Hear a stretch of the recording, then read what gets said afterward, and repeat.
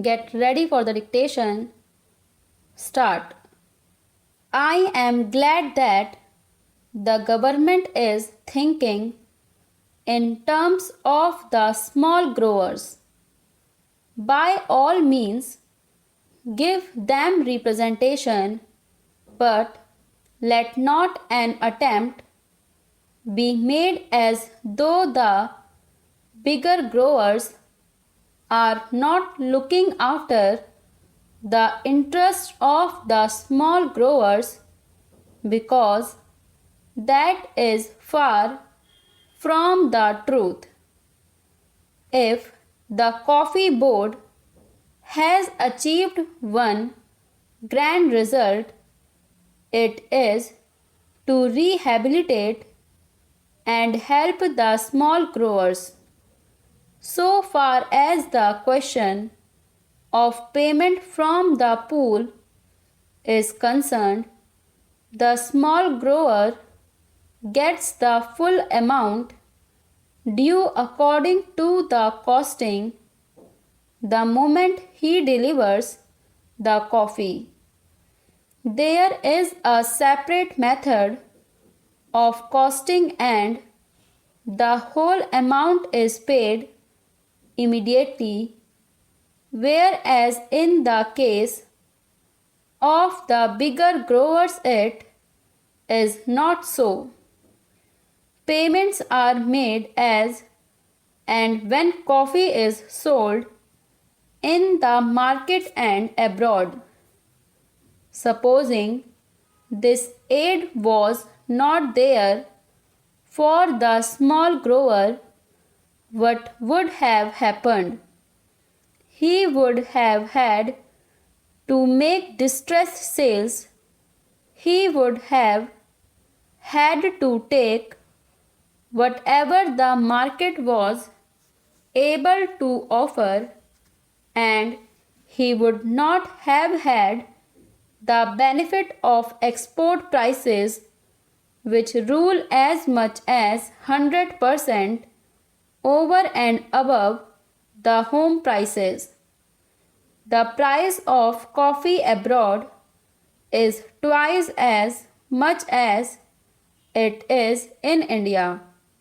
The small grower would not have had the ghost of a chance of getting higher prices by the sale of coffee to foreign countries. Not only that, he also gets his basic price immediately on delivery of the coffee to the pool.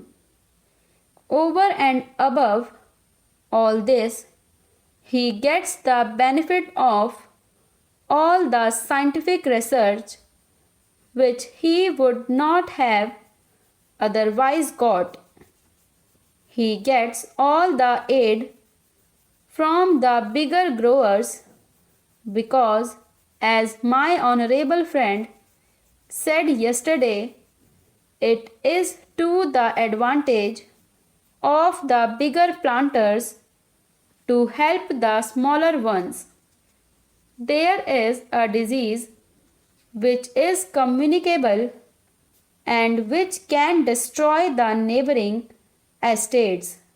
So, in these multifarious ways, the small growers are today helped, and they are immensely thankful to the bigger growers and to the coffee board. Now a special plea is sought to be entered on behalf of the small growers. What I say is that we can have representation for small growers on the board. That is perfectly right, but let there be no suggestion whatever to the effect that the cause of the small growers was neglected. That is not correct. As regards financial aid, That is a state problem. That is a union problem. And that is a problem for the whole of the country in respect of all developmental activities. One thing I must say, and that is that there are obvious limitations for the small growers. The acreage is limited and they cannot spread beyond that.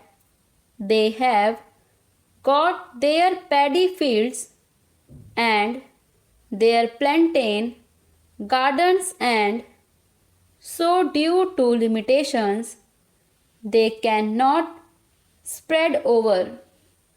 Any development of coffee means a large acreage, and that is not available to small growers.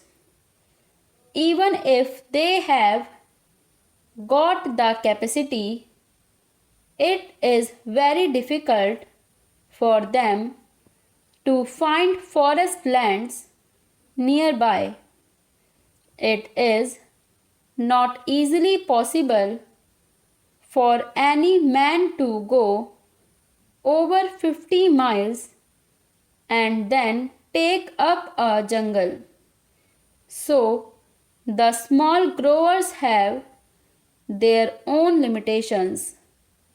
I am not going into that, but what I do say is that this idea introduced for the first time here in the Parliament, that the interests of the small growers have got to be specially protected, is I submit a policy which will create a difference between the bigger grower and the small grower.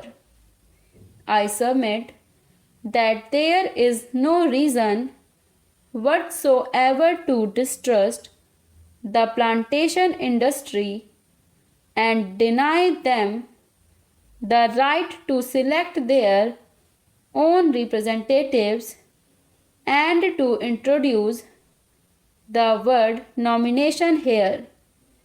Why should we have nomination? If there is need for separate representation for the small growers, why should we not reserve a seat in each place for the small grower? That is the easiest and the best way to give representation to the small growers. This can easily be done, and therefore I submit that the words "or nominated" may kindly be deleted from the bill. I do not know whether the procedure would permit of it, because there are certain difficulties, but in any case, if at least we get an assurance from my friend that these 12 are going to be elected, it would be something gained for a poor like me and for the industry.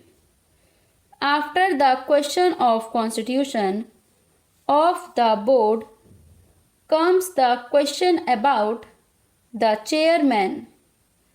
On that question, I hope, sir, that the House will kindly appreciate that for more than one reason it would not be the best arrangement to have a whole-time appointed chairman. There are two suggestions in this connection. My honorable friend's suggestion is that It must be an elected office, as hitherto. He has also said that out of the 13 years only, for 1.5 years has there been a planter as chairman, otherwise, the post was always held by an officer.